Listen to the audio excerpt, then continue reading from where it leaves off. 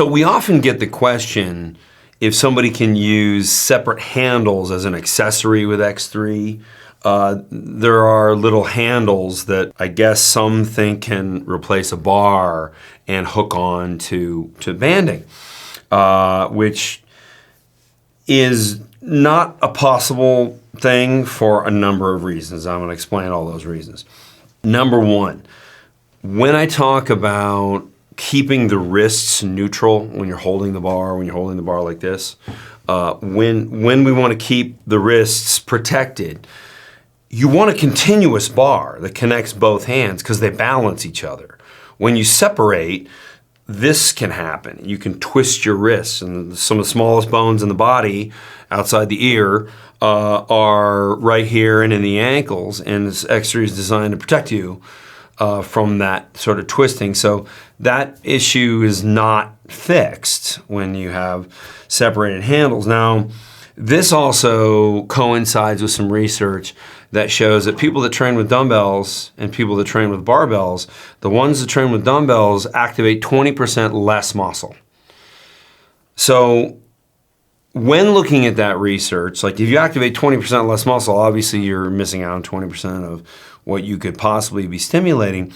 But there's also sort of a basic idea where when you look at a human, and if that human has to pick up something heavy, that heavy object is going to be grabbed with both hands. It's like if you have something heavy to pick up, you don't put one hand behind your back and try and lift it up with one hand.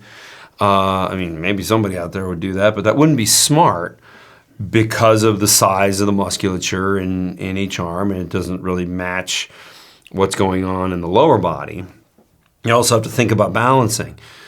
It doesn't make a lot of sense to necessarily train both legs at the same time, because humans walk on one leg at a time and we run on one leg at a time. So unless you're a kangaroo, training one leg at a time makes perfect sense, which is why we have everyone graduate to single leg squats. But when it comes to the upper body, the combined strength of the entire upper body can match one leg. That's where the balance is. So you pick up something heavy, and then you can march on one leg at a time with that heavy object. You wouldn't pick up two heavy objects at once. If you had heavy objects to pick up, you use both hands to pick up one, and you use both to pick up the next one. I did a Falsehoods of Fitness video with Chris Bell not that long ago, and I asked him, the strongest people in the world, what do they use? Barbells or dumbbells? And he said, barbells.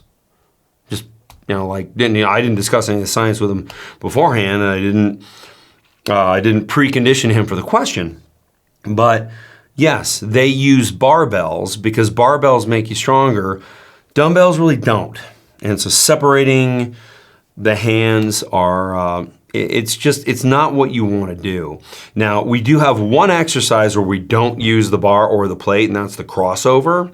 That's because to really get the hardest contraction of the pectoral, and this is really just an aesthetic movement, there's nothing functional about it. So if you want the biggest pectorals, you do your chest press, and then you might want to immediately go, kind of superset the exercise with a crossover where you throw the band around your back and you do this to get the hardest contraction right here in the pectoral, because while this is considered fully contracted, this is an even greater contraction of the pectorals.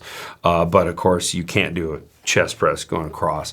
So what we do is just isolate the pectorals for that particular movement. So if handles worked, if they were smart, I would have much preferred to engineer a set of handles over this, because it would be a lot easier at airports and it would have been a lot cheaper to manufacture and cheaper to sell. But it just so happens that that's not how the body works. The body works with bars better, so we have a bar.